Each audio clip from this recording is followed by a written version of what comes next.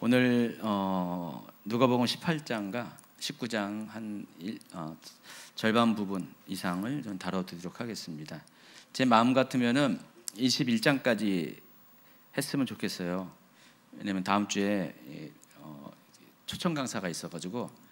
그런데 도저히 안 되겠고 그냥 원래 한 주 분량 정도밖에 안 되더라고요. 벌써 두 개 합쳐서 강의 분량이 20페이지라서 오늘 거 일단 충실하게 하겠습니다.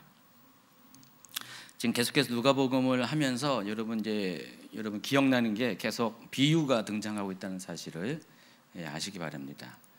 오늘도 여지없이 비유가 나와요. 왜 예수님이 비유로 말씀하셨죠? 두 가지, 보통 비유로 말하는 게 두 가지가 있습니다. 알아듣게 하기 위해서, 또 한 가지는 알아듣지 못하게 하기 위해서. 아십니까? 비유는 두 가지 목적이 다 있어요. 비유로 말하면 바로 알아듣는 분들이 있어요. 근데 비유로 말하면은 알아듣는 분이 있지만은 못 알아듣는 주변의 사람들은 못 알아듣습니다. 그래서 그런 목적으로 비유를 많이 이야기하는데, 예수님은 주로 알아듣는 목적으로 비유를 할 때가 더 많은 것 같아요. 더 쉽게 이해할 수 있도록 비유를 많이 사용하시고, 또 때로는 또 무리들이 잘 알아듣지 못하도록 그런 또 목적으로 사용하기도 합니다. 지난 시간에 우리가 불의한 청지기 비유를 이렇게 다뤄드렸는데 어렵죠, 좀. 제가 나중에 보니까 이제 그 그날을 큐티 하신 분들이 정말 이렇게 어려웠다고 하더라고요. 근데 이제 강의를 들으니까 이게 대충 이런 뜻이구나라고 하면서 감을 잡으면서 이제 큐티도 이렇게 하게 됩니다. 불의한 재판관의 비유는 솔직히 어려운 비유예요. 어려운 비유고, 근데 실은 그게 어려운 것보다도 그것을 풀어주시는 예수님의 말씀이 더 어려웠어요. 그래서 불의한 청지기가 비유가 좀 쉽지 않은 비유라는 것을 우리가 경험했는데, 자, 오늘도 똑같이 불의한 누군가가 등장합니다. 지난주에는 불의한 재판관, 여기 청지기였는데 오늘은 불의한 재판관의 비유가 등장합니다. 16장 초반부에 불의한 청지기 비유, 또 오늘 강의에 시작하는 18장 초반부도 불의한 재판관의 비유가 나옵니다. 이 두 가지 비유는 오직 누가복음에만 기록되어 있어요. 다른 공간복음서에는 이 이야기가 없어요. 그러니까 성경에 여기에만 이 내용들이 기록되었다는 것을 기억하시기 바랍니다. 자, 우리 누가복음 18장 1절부터 8절까지 불의한 재판관과 과부의 비유에 대해서 한번 들어보도록 하겠습니다. 예수께서 그들에게 항상 기도하고 낙심하지 말아야 할 것을 비유로 말씀하여 이르시되, 어떤 도시에 하나님을 두려워하지 않고 사람을 무시하는 한 재판장이 있는데, 그 도시에 한 과부가 있어 자주 그에게 가서 내 원수에 대한 나의 원한을 풀어주소서 하되, 그가 얼마 동안 듣지 아니하다가 후에 속으로 생각하되, 내가 하나님을 두려워하지 않고 사람을 무시하라. 이 과부가 나를 번거롭게 하니, 그래, 내가 그 원한을 풀어주리라. 그렇지 않으면 늘 와서 나를 괴롭게 하리라 하였느니라. 주께서 또 이르시되, 불의한 재판장이 말한 것을 들으라. 하물며 하나님께서 그 밤낮 부르짖는 택하신 자들의 원한을 풀어주지 아니하시겠느냐? 그들에게 오래 참으시겠느냐? 내가 너희에게 이르노니 속히 그 원한을 풀어주시리라. 그러나 인자가 올 때 세상에서 믿음을 보겠느냐 하시니라. 불의한 청지기 비유와 불의한 재판관 비유는 모두 이제 공통점이 주인공이 불의한 사람이라는 것. 근데 만약에 이 내용이 마태복음에 기록되어 있으면은요, 듣는 사람들의 저항에 직면할 수가 있어요. 왜 그러냐면은 마태복음의 수신자는 누구라고 했죠? 유대인들입니다. 유대인들의 입장에서 하나님을 불의한 재판관에 비유하고, 또 하나님은 또 불의를 용납하시는 분이라고 그렇게 오해를 살 여지가 충분히 있어요. 우리가 이 비유의 속뜻을 제대로 알지 못하면은, 비유의 목적을 제대로 하지 못하면은 유대인들이 언뜻 듣기에는 하나님이 불의한 그 재판관이라고? 하나님이 어떻게 아무리 비유라도 그렇지 거기에 비유할 수가 있냐라고 기분이 나빠할 수가 있다라는 것입니다. 그런데 예수님은 그런 관점에서 이 비유를 말씀하신 것은 전혀 아니잖아요. 그래서 이 비유를 통해서 말씀하시고자 하는 속뜻을 알 필요가 있습니다. 자, 이 비유에서 강조하는 바가 뭐냐? 하나님은 불의한 재판관처럼 시간을 지체하거나 사람을 궁휼로 대하지 않는 분이 아니라는 것입니다. 하나님은 불의한 재판관과 다른 사람이라는 것입니다. 다른 분이라는 것입니다.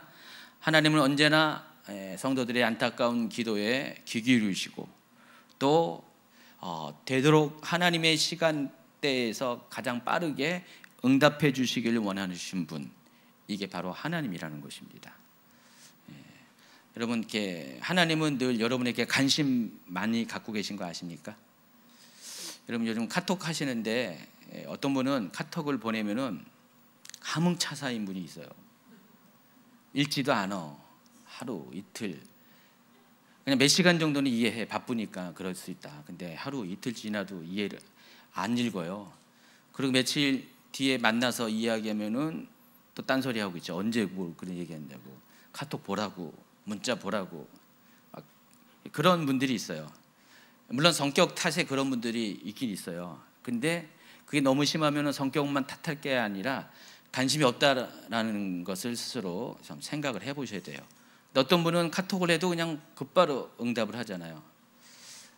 제가 이제 요즘 홈페이지만 하면서 굉장히 좀 속을 누가 썩였어요. 우리 교회 성도가 아니라 제작하시는 분이 사실은 작년 10월 달부터 여기 홈페이지 완성된다고 얘기했는데 제가 여러분에게 얘기했잖아요. 곧 10월 달에 벌써 지금 6개월, 7개월이 됐는데 이제서 하다가 또 중단을 해버렸어요. 본인이 더 이상은 못하게 됐어요. 그래서 지금 이제 우리 교회 집사님이 하시잖아요. 김강현 집사님이 이제 마무리 하시는데 속이 너무 그냥 후련해요. 뻥 뚫려요. 제가 보내면 그냥 오밤중이라도 바로 답을 주고 바로 해결해 주시고 너무 저하고 딱 맞아. 그 전에 이게 안 되니까 너무 힘들었어요. 하나님은 이런 분이라는 것입니다. 여러분이 오밤중에 호출해도 답해 주시고 빨리빨리 응답해 주시는 분. 근데 그렇지 않은 그런 존재들도 많이 있습니다. 사람들도 그런 면도 있고. 그래서 하나님은 불의한 재판관과는 완전히 다른 차원의 그런 분이라는 것이 실은 이 메시지를 통해서 우리가 쉽게 여러분이 딱 들으면 하나님은 그런 분이 아니구나라는 것을 쉽게 알 수가 있어요. 일단 겉으로 드러나는 이 비유의 주된 메시지 중에 하나라는 것입니다. 근데 이 비유를 정통 유대인들은 곡해를 할 수가 있다는 것입니다. 일단 겉으로 딱 들어보면은 어떻게 감히 하나님을 불의한 재판관에 비유할 수가 있냐, 여기부터 걸리기 시작한다는 것입니다. 그래서 다행히 예수님의 동선을 살펴보면요, 예수님이 이 비유를 말씀하시는 요 장소가 다행히 강한 유대성이 갖고 있는 무리들이 있는 장소가 아니었어요. 갈릴리도 아니었고 예루살렘도 아니었고요. 예수님 지금 어디예요? 그 중간에 있습니다.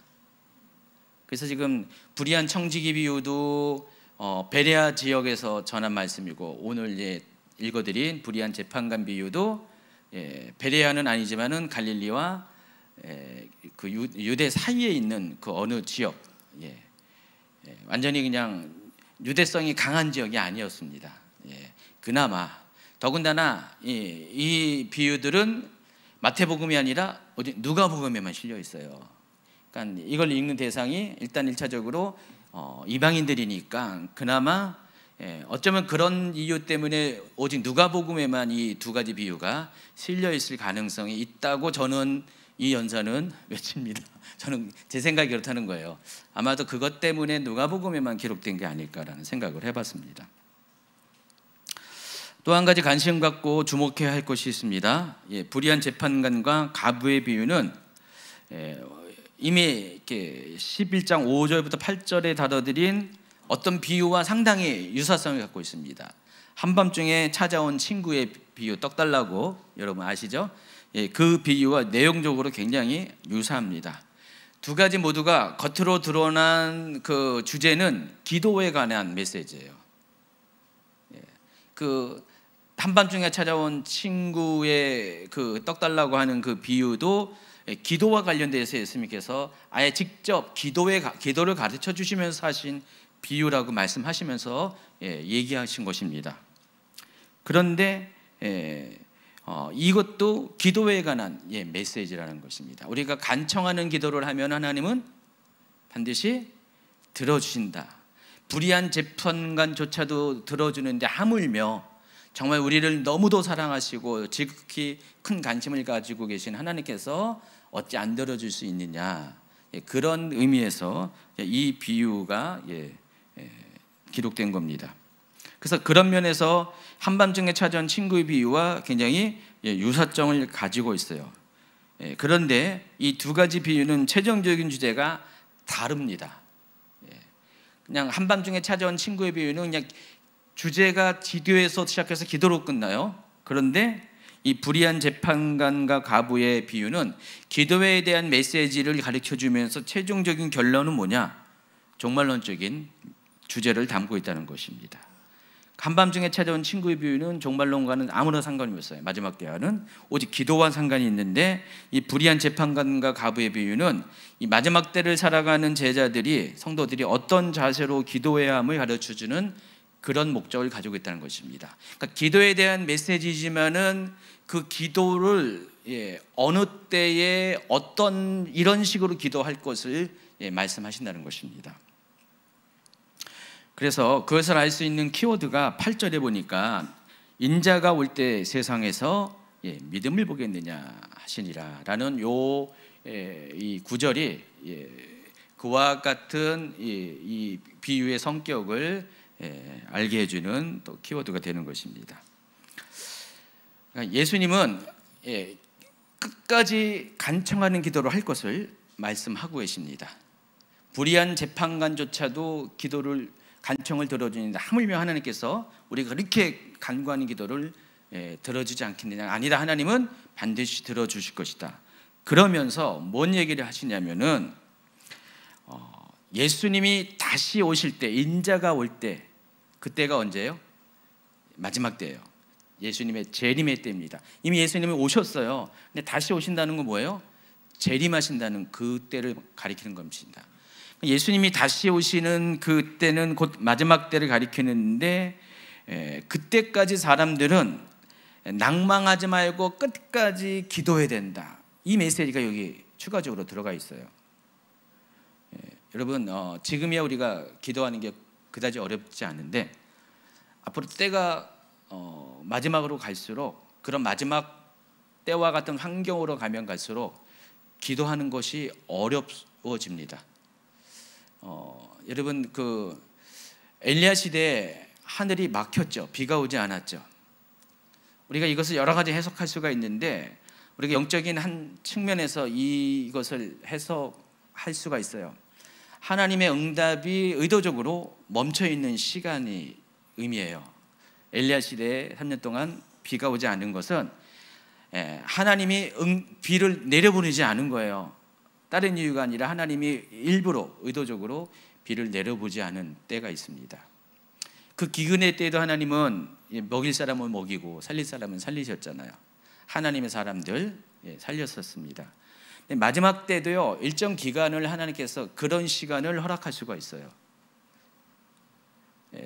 계시록 얘기를 조금 하자면은 7년 대환란 기간 중에 그런 일이 생기게 될 것입니다. 저는 개인적으로 후 3년 만의 기간 동안에 그런 일이 있을 수가 있다는 것입니다. 근데 마지막 때가 될수록 점점 하나님의 응답이 빨라야 되는데, 더 좋아야 되는데, 마지막 때에 정말 정점에 이르는 그 시간대가 되면은 하늘이 닫힐 때가 있을 수가 있다는 것입니다. 그때는 기도해도 응답이 안 되고, 정말 하나님의 역사가 도저히 눈에 띄지 않고 홀로 고립되어서 홀로 기도해도 응답되지 않는 그 낙심의 상황들이 찾아오게 될 것입니다. 바로 그때 사람들은 믿음이 없어질 수밖에 없어요. 여러분, 기도할 때 응답을 안 되면 믿음이 점점 쇠퇴해져요. 그렇지 않습니까? 여러분, 여러분의 믿음은 기도 응답이 많을수록 으쌰으쌰 해가지고 그냥 믿음이 점점 올라가는데, 응답이 안 되면 어떻게 돼요? 믿음의 지수가 점점 내려와야 되죠. 근데 우리 주님이 원하는 것은 그럼에도 불구하고 끝까지 우리가 영향받지 않고 응답이 없어도 믿음으로 반응하기를 원하는데, 특히 마지막 때가 되면은 그래야 된다는 것입니다. 정말 그때가 되면은 그와 같은 믿음을 보일 수 있는 사람이 극히 적을 수밖에 없다라는 것입니다. 바로 그때를 지금 전제로 말씀하시는 거예요. 그때 우리가 끝까지 낙심하지 말고 기도하라는 것입니다. 그래서 18장 1절은 아예 처음부터 이렇게 시작해요. 예수께서 그들에게 항상 기도하고 낙심하지 말아야 할 것을 비유로 말씀하셨다. 근데 이때가 언제라고요? 여기를 어느 때라고 해서요? 인자가 다시 올 때, 마지막 때 항상 기도하고 절대로 낙심하지 말고 기도할 것을 말씀하십니다.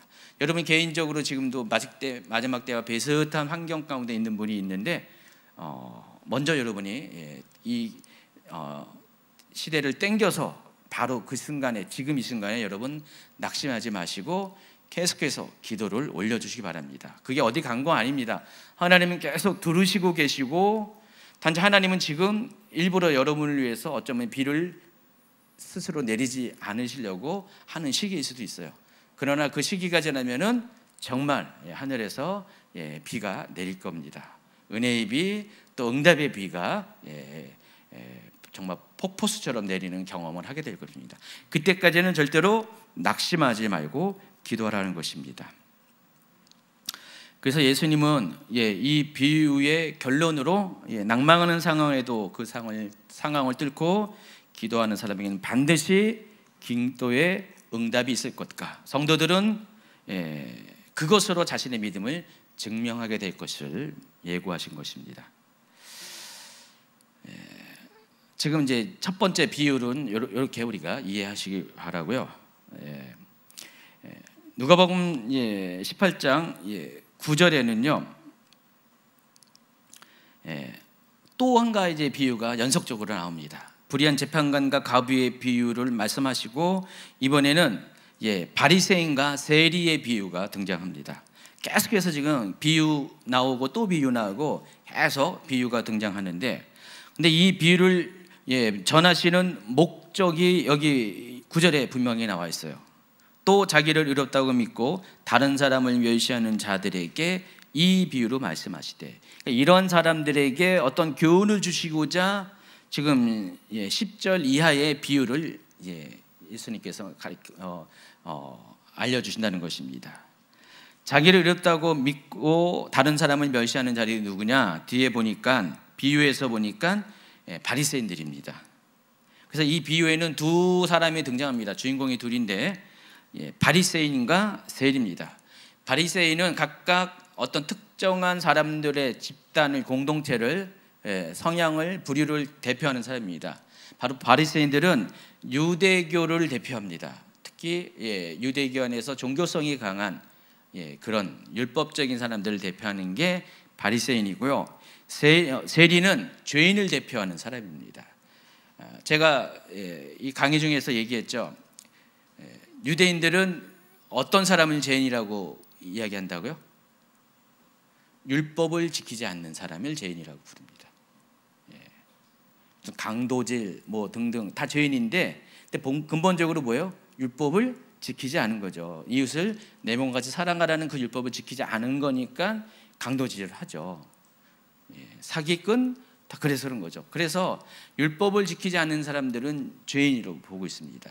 세리를 그와 같은 측면에서 죄인이라고 생각하고, 세리는 그 유대인 입장에서 가장 큰 죄인 중에 한 명이라는 것입니다. 그래서 죄인을 대표하는 인물이 바로 세리입니다. 10절부터 14절까지 한번 읽어주시기 바랍니다.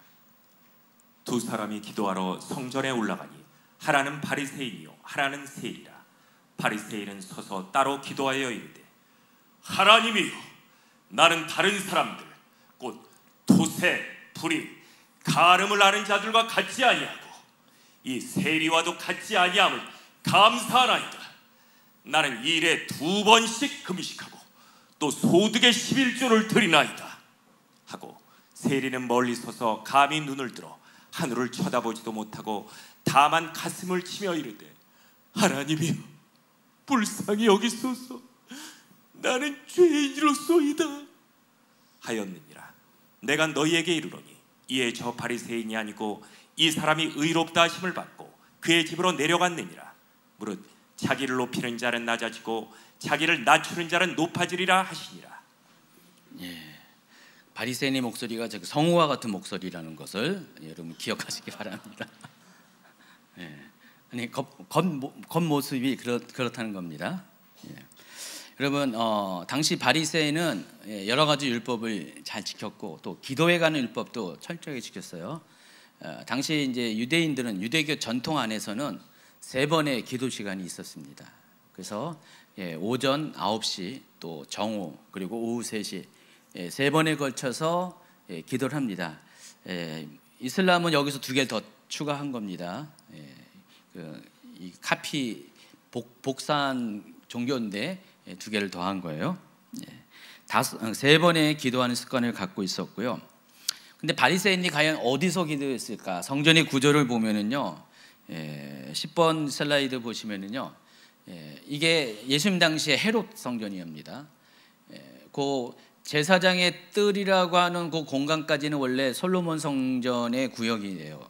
솔로몬 성전은 저 정도의 사이즈였는데 그 헤롯 시대 때는 뜰이 더 생겼어요. 이스라엘의 뜰, 여기는 표현이 안 돼 있지만은 여인의 뜰, 그리고 마지막에 이방인의 뜰, 4개의 뜰이 존재했습니다.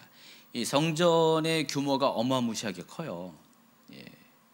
원래는 저 제사장의 뜰 안쪽만 그게 원래 성경에서 있는 고유 개념의 성전이었는데, 헤롯은 워낙에 헤롯의 별명 중에 하나가 뭔지 아세요?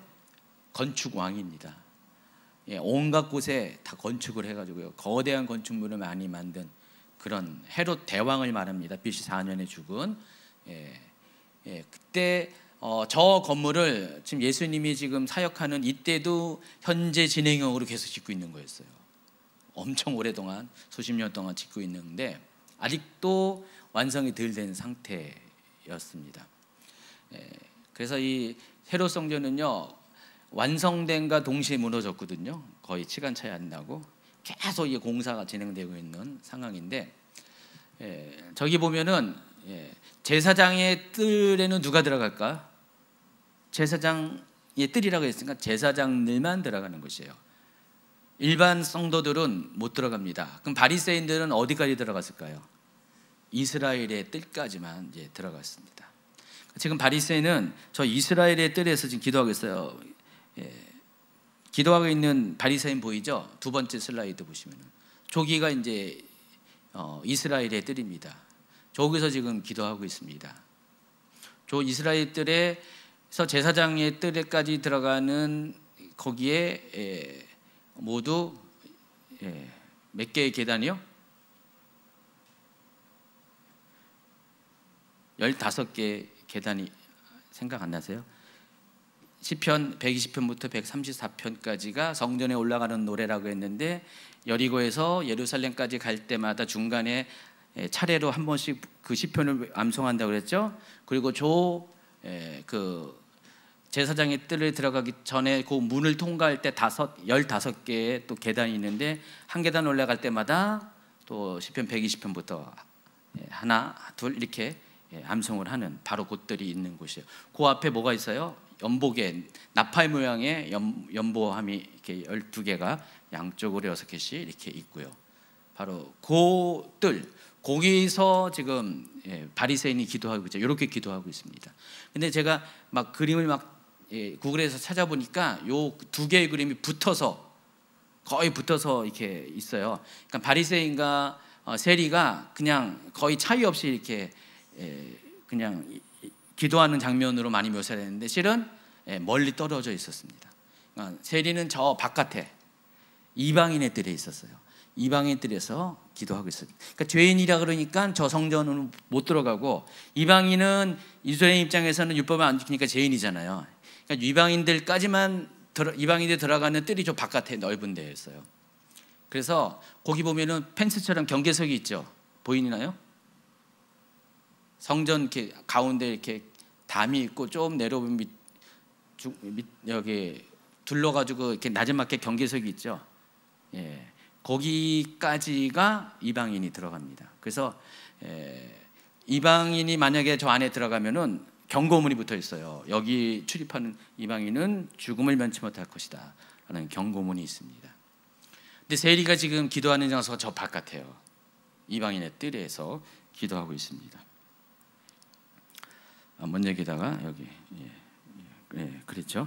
예수님은 이 비유를 통해서 이미 누가복음 5장 31절부터 32절에 말씀하신 그 하나님께서 자신을 이 세상에 보내신 하나님의 목적, 하나님의 마음이 무엇인지를 다시 한번 확인시켜 줍니다. 그래서 누가복음 5장 30절과 31절, 32절을 읽어주세요. 바리새인과 그들의 서기관들이 그 제자들을 비방하여 이르되 너희가 어찌하여 세리와 죄인들과 함께 먹고 마시냐? 예수께서 대답하여 이르시되 건강한 자에게는 의사가 쓸데없고 병든 자에게라야 쓸데있느니 내가 의인을 부르러 온 것이 아니요 죄인을 불러 회개시키러 왔노라. 자, 예수님이 이 땅에 오신 이유가 의인을 찾으러 오신 게 아니라 죄인을 찾아서 그들을 불러서 회개시키기 위해서 오신 것입니다. 그래서 하나님은 의인에게 관심을 갖고 있는 건 맞는데 더 많은 관심이 죄인에게 있습니다. 그래서 하나님은 죄인을 찾아서 그들로 하여금 회개하게 해서 의인되게 하는 목적으로 예수님을 보내신 거예요. 그래서 예수님은 늘 언제나 그런 사람들을 찾아다녔고, 그래서 죄인을 찾아다니시고 죄인들과 함께 식사를 합니다. 그런데 바리새인들은 어떻게 합니까? 철저히 분리를 합니다. 나는 저희 죄인들과 같지 않다고 하면서 분리를 해가지고 죄인들을 전도하고 죄인들을 회개시키는 게 아니라 죄인들을 자기 가까이 오지 못하게 하고 자기도 죄인들 가까이 가지 않게 하는 그런 행동을 했다는 것입니다. 근데 예수님은 그런 그들의 행동을 어렵게 보지 않았다는 것입니다. 이 기도함에 있어서 하나님은 그와 같은 마음을 가지고 그런 자세로 기도하는 이 바리새인의 기도를 듣지 않으시고, 나는 하나님 앞에 죄인입니다라고 고백하는 세리의 기도를 들으신다라는 것을 이 비유를 통해서 말씀하시는 거예요. 그래서 하나님의 기짐에 의하면은 누가 의인입니까?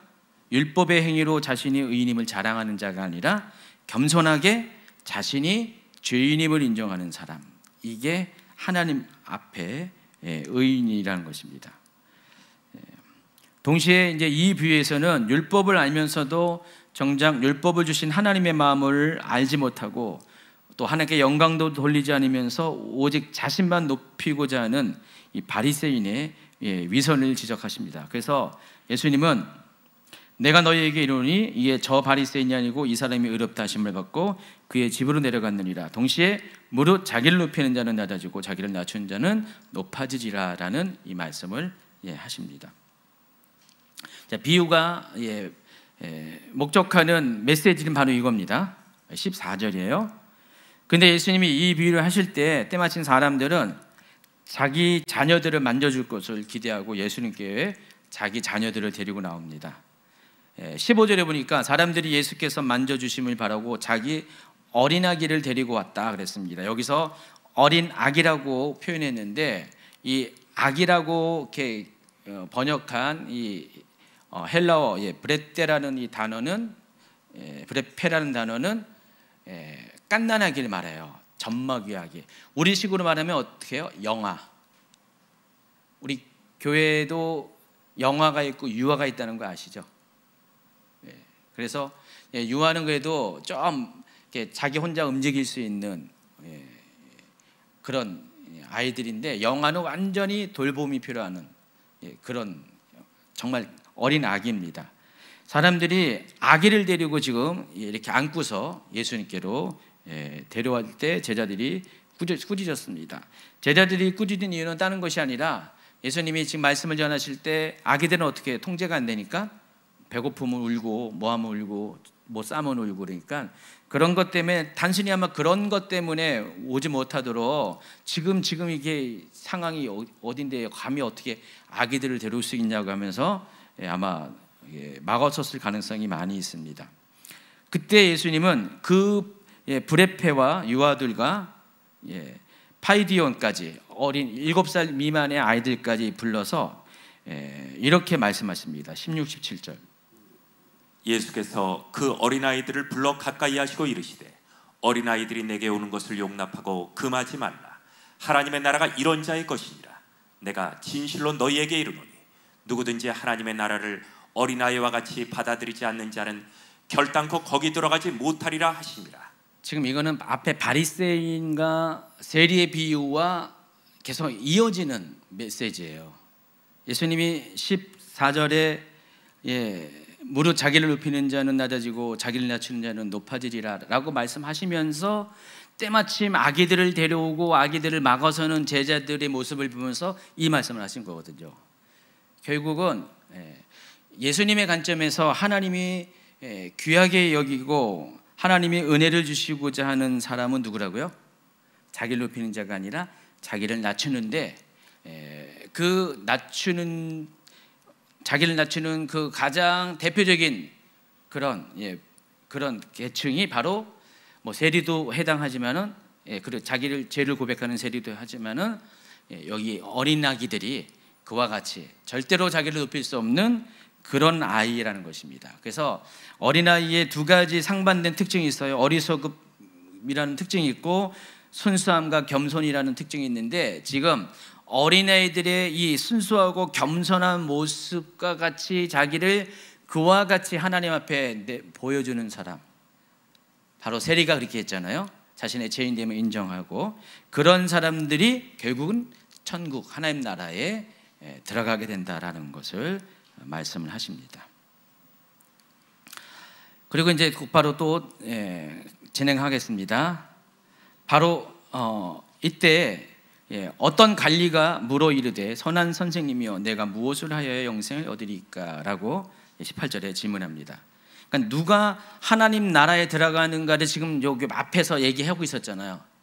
그 얘기를 하면서 그 주제가 지금 18절부터 30절 또 다른 단락에도 계속 이어지는데 예수님이 지금 말씀하시는 마침 그 찰나에 그 순간에 한 관리가 와서 구체적으로 내가 무엇을 하여 영생을 얻습니까? 지금 예수님이 지금 어린아이와 같이 자기를 낮추는 자가 하나님 나라에 들어간다. 또 세리와 같이 자신의 죄를 인정하는 자가 하나님 앞에 의롭다 칭함을 받는다. 이 얘기를 쭉 해왔어요. 지금 해오니까 이 옆에서 이 장면과 이 이야기를 듣고 있었던 한 관리가 선한 선생님, 내가 무엇을 하여야 영생을 얻으십니까? 라고 구체적인 질문을 합니다.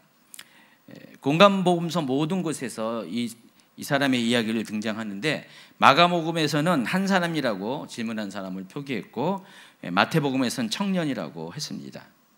누가복음에서는 그 사람을 가리켜서 관리, 옛날 번역에는 관원이라고 번역을 했는데 관리라고 했습니다. 이 관리라고 번역한 헬라어 이 아르콘이라는 단어는 말 그대로 그냥 오피서라는 뜻이에요. 어디 유대교에 속한 관리일 수 있고 로마 정부에 속한 관리일 수 있고 좌우지간 모든 면에서 어떤 공직에 있는 어떤 사람을 가리키는 것입니다. 그런데 이 내용들을 보면은 이 사람에게는 두 가지가 확실합니다. 어떤 공직에 있는 사람이고 또 젊은 사람이에요. 젊으면서도 공직에 있고요. 더군다나 돈도 많은 사람이라는 것입니다. 그러니까 요즘식으로 말하면은 뭐냐면은 금수저는 아니도 한 은수저 정도 될까? 흑수저는 아니에요. 한 은수저, 최소한 은수저에 해당하는 그런 신분을 가진 부를 소유한 사람입니다. 근데 그럼에도 불구하고 그 사람에게는 삶의 만족이 없었던 것 같아요. 영적인 가람을 느끼고 있었습니다. 그때 마침 자신 앞에 드러난 예수님의 모습을 보고 예수님의 비유와 어린아이를 통해서 예수님이 가르치는 이 교훈을 들으면서 자신의 근원적인 질문에 대한 답을 찾을 수 있다고 확신을 했고, 그는 예수님을 가리켜서 선한 선생님이라는 호칭을 불렀어요. 근데 예수님께서 내가 어찌하여 나를 선하다 하느냐라고 이렇게 말씀을 하십니다. 근데 예수님이 이 말씀을 하신 이유가 있습니다. 이 선한 선생님이라는 것은 당시 유대사회에서는 용납되지 않은 단어예요. 유대인들은요, 사람에겐 절대로 선하다고 표현하지 않습니다. 왜냐하면 하나님만 선한 분이에요. 사람은 선하지 않다고 생각했어요. 그러니까 하나님이 아닌 사람에게는 이 선한 누구누구라고 표현을 절대로 하지 않았다는 것입니다. 근데 그럼에도 불구하고 이 사람이 지금 예수님한테 뭐라고 했어요? 선한 선생님이라고 불렀다는 것은 이 호칭 가운데 뭐가 들어갔습니까? 예수님에 대한 바라보는 관점이 들어간 거예요. 그래서 예수님은 지금 이 말을 겉으로 보면은 야야 그러지 마, 남들이 뭐라 그러겠어, 왜 그래, 그러지 마, 그런 얘기가 아니에요. 지금 여기 문맥과 뉘앙스를 보면은 예수님은 이 사람에게 그런 말 하지 말라라고 한 것이 아니라 네가 왜 나를 선하다고 부르냐, 다시 말해서 네가 나를 그런 분으로 지금 인지하고 생각하고 있느냐라고 지금 묻는 질문이라는 것입니다. 그러니까 반어적인 표현이에요. 결국은 예수님은 이 사람의 그 호칭을 통해서 자신이 그런 분이라는, 선한 분이라는 호칭을 받기에 합당한 분, 다시 말해 하나님이라는 것을 간접적으로 지금 반어적으로 인정을 하고 계시는 장면이라는 것입니다. 그러면서 예수님은 그에게 영생을 얻는 방법을 가르쳐 주는데 율법을 지키라는 것입니다. 여기 보니까 계명을 이야기했는데 다 10계명의 이야기죠. 간음하지 말라, 살인하지 말라, 도둑질하지 말라, 거짓 증언하지 말라, 내 부모를 공경하라.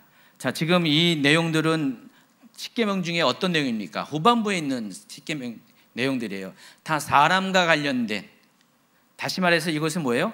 이웃사랑에 대한 계명이에요. 그러니까 영생을 얻으려면 어떻게 해야 됩니까? 이웃을 내 몸과 같이 사랑하는 것입니다. 지금 예수님은 그것을 이야기합니다. 그랬더니 이 부자 청년은 내가 어려서부터 이것을 다 지켰다라고 합니다. 거짓말하는 건 아닌 것 같아요. 실제로 이 사람은 정말 이렇게 모범적으로 율법을 다 지키고 살고 있었던 것입니다. 근데 이 율법의 계명들을 한마디로 말하면 좀 아까 얘기했잖아, 이웃을 내 몸과 같이 사랑하라는 거였어요. 예수님께서는 이 사람의 대답을 듣고 한 가지 부족한 것이 있다. 내가 정말 이웃을 사랑한다고 이렇게 이런 간음하지 않고 살인하지 않고 도둑질하지 않고 거짓 증언하지 않고 부모를 공경하는 것을 했지만은 정말 내가 이웃을 사랑한다면은 내가 가지고 있는 것을 다 팔아서 가난한 자들에게 나눠줘라. 이것이야말로 진정한 의미에서 이웃사랑이 아니냐라고 말씀하셨습니다. 그랬더니 이 청년이 아주 깊은 고민을 하고 도저히 예수님의 명령에 따를 수 없어서 근심하면서 돌아가는 장면이 바로 오늘 읽어드린 이 장면입니다. 예수님이 왜 재물을 다 팔아가지고 가난한 자에게 나눠주라고 했습니까? 제가 지난 강의 시간에 얘기한 것처럼 구제는 두 가지 의미가 있다고 했죠. 첫 번째는 자신을 깨끗하게 하는 거고, 또 한 가지는 구제는 결국 천국에 들어가게 하는 통로가 된다고 말씀했어요. 그래서 히브리어에서 그 의롭다라고 표현하는 그 단어, 체다카라는 단어와 자선이라는 단어, 구제라는 단어가 같은 단어를 사용한다고 말씀드렸죠. 구제와 의로움은 같은 것이에요. 천국은 누가 들어간다고요? 의로운 자가 들어가는데 그 의로운 자가 누구라고요? 구제를 행하는 자, 자선을 베푸는 자. 왜 그게 의로웁니까? 하나님의 뜻이 그거기 때문에. 하나님의 마음은 우리가 사람을 이웃을 내 몸같이 사랑하고 궁일이 여겨서 그 궁일이 여기는 마음으로 두 가지 행동을 요구합니다. 용서와 구제를 요구하시는 거예요. 행동적으로.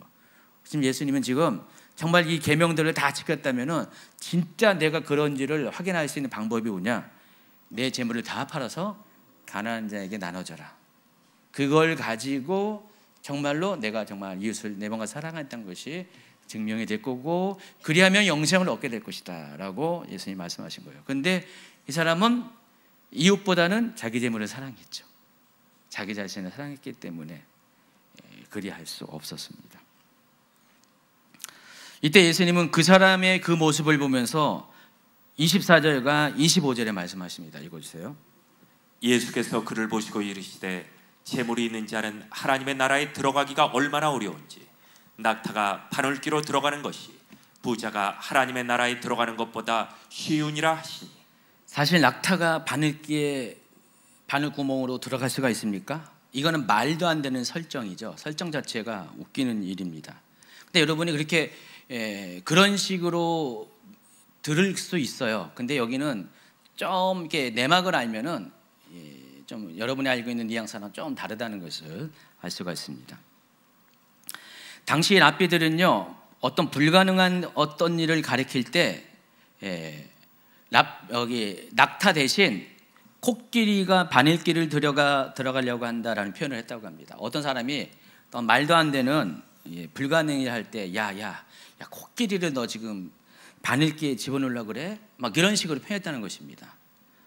또 예루살렘에 가면은요, 큰 대문 옆에, 예루살렘에 문들이 많이 있잖아요. 대문 옆에 사람이 겨우 지나다니는 작은 문이 항상 있었대요.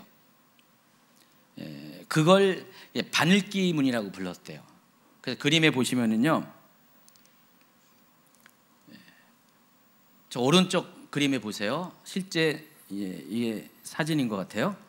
보시면은 큰 문이 있고 사람만 들어가는 쪽문이 있잖아요. 여러분 요즘 시대에도 저런 게 있잖아요.